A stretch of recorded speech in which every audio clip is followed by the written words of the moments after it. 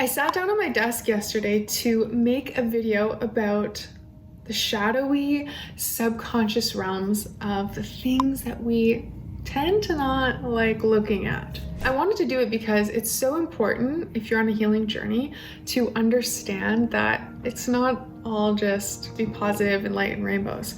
And without understanding the shadow, you're not really going to make any real change. So this is really, really important. So yesterday I sat down to film. Like, I'm just gonna make a coffee first. So I get up and I make a coffee. And while I'm in the kitchen, I noticed there was like some things on the ground. So I was like, oh, I'm gonna start sweeping. And I started to sweep the kitchen. And then my phone rang. So I picked it up and I chatted with my friend for like half an hour. And then after the phone call, I grabbed a glass of water, came back, sat down at the desk, and I was just thinking, oh, well, my neck is a little bit kind of tight. So I went over there and I decided to start stretching. Got into my neck, did some body rolls, and then I thought, well, maybe I should make another coffee. And this irritation was increasing in me. Just this agitation, like I just couldn't sit still. I thought, you know what? I know what I need. I just need a plan. That's what I need. I need a plan, and I need to like go to my calendar and make a plan so that I can be more consistent, more focused, and I'll create a routine, and then it'll be really easy to make this video. I was actually really quite surprised how long this went on for, until the wise part of me said, okay, just step away from the computer. Go run a bath. So at 1 p.m. there I was sitting in a nice salty hot bath, wondering, why is it so hard for me to focus? Why am I so scattered? Some days I'm focused, some days I'm all over the place. When I ask myself, what will it take for me to be more consistent? It just gnaws at me when I'm not that way. And I want so bad to control it. And this internal battle happens all the time. I'll have waves of focus, and then I'll just go into this like, it should be different. I should be more focused. I should, right? And that kind of spirals out longer than it needs to sometimes. And here's why. Because underneath all of that, I have this opinion that more steady, more focused, more consistent is better.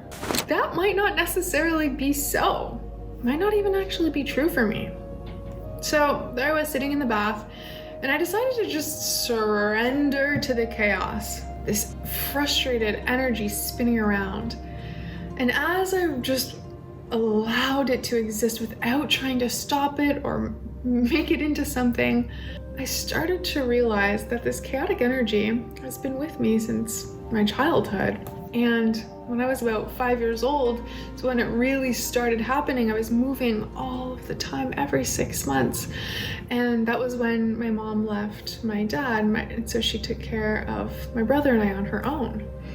And it was chaotic. It was really, really chaotic, moving from one place to another. And she was really emotional. This chaos that I became familiar with, that I also wanted to control. I wanted to always make my mom more calm. I wanted to feel more peace and do whatever I could to manipulate the situation to make it more peaceful. I was always trying to fix and control things so that they would be less emotional. I wanted control. So here I was, just sitting in the bath, realizing all of this, still playing the same game with myself as an adult, 25 years later. So instead of trying to get control, I said, okay, what if I just surrender to this? What if I can just be okay with the chaos? And that's what I did. I let it exist. I welcomed it. I embraced it. I didn't try to change it. I said, okay, let's do things this way. Let's just go with the flow. And as soon as I embraced it, there was something that released inside of me. I even had a little laugh at the games I play with myself. I mean, we all do, right? So I got out of the bath and dried off. I felt so much better. And although I didn't film any videos, I sat down and started writing, and I wrote so much. It was like so cathartic, so beautiful, incredibly creative. And I actually planned out an entire video series that I'm really, really excited to share with you. And obviously that needed to come through more than making the video that I'm making for you right now, which today is really super easy. So there's this quote I want to read you from Women Who Run with the Wolves. The psyches and the souls of women also have their own cycles and seasons of doing and solitude, running and staying, being involved and being removed, questing and resting, creating and incubating, being of the world and returning to the soul place. This has always been my truth. Things only get delayed in my life when I'm at war with this. When I think I need to try to manipulate myself and my schedule into like this arbitrary thing that I think if I just do this way and like have it all figured out, then, you know, everything's gonna be better. But when I actually surrender to the moment, it feels better, I'm more creative, and that's where everything flows. I'm only at war with myself when I shame this part of me, this way that I am creative in cycles. And this chaos I've judged in my life as something that should be avoided and should be controlled and managed. But until you own your shadow owns you and it will run your life. So what exactly is the shadow? In the simplest terms, it's aspects of yourself, qualities of yourself that you dislike. So it's our own internal darkness, and in psychological terms, it's these patterns that exist in the subconscious where they go because we often deny them, push them away, and don't want to look at them. We reject them and they become repressed.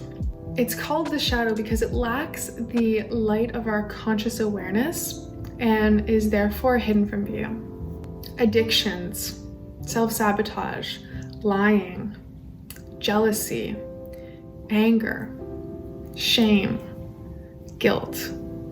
All of these things we just don't want to look at, that we are so above. It is so not us. We are so not like that. It's the things that we see as good or bad, and we can't usually see them about ourselves because they're hidden. And it's much more easy to identify them in other people. In other words, whatever you judge or criticize in another person or something outside of yourself is often a shadowy aspect of your subconscious that you're not aware of yet. But this 3D world that we live in is made in polarity. Love and hate, health and sickness, sirens and silence, good and bad, night and day, birth and death, left and right, wet and dry. If the soul we are didn't want to have this variety of experiences from both ends of the spectrum, it would have just stayed floating in this cosmic, undifferentiated bliss. In our culture, we've deemed the light to be good and the darkness to be bad. You don't have to look very far. Any story, especially Hollywood films, you can see that it's always good versus evil. But the truth is, neither is inferior or superior to the other. They're just equal aspects of duality. And it's this duality that gives birth to this human experience.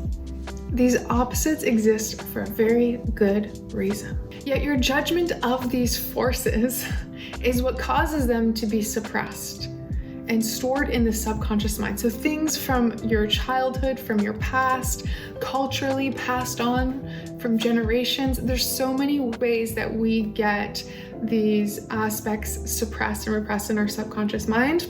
But can we ever actually be free if we are denying a part of ourselves? Yet our judgment of these things causes us to deny and suppress and hide and try to control these things that we are so much better than and so above doing. But we can never truly be free if we're doing all that we can to keep a part of us hidden. Identifying your shadow can be a little bit tricky sometimes because it means the death of the ego. And it's not something we want to go looking at. We usually spend a lot of energy trying to hide these things.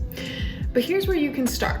Look at the things that you try to control in your life, that you think are just not going the way that they're supposed to be going. Also look at the things you don't like about yourself, and also look at the things that you judge or dislike about others or things that are happening in the world. I have a few other videos that will help you identify your shadow with things like journaling and inquiry. I'll put the links for those videos when they're available in the description below.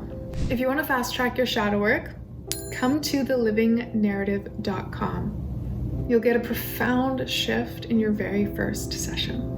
This is the most important work that we could be doing right now to shift the world in a positive way.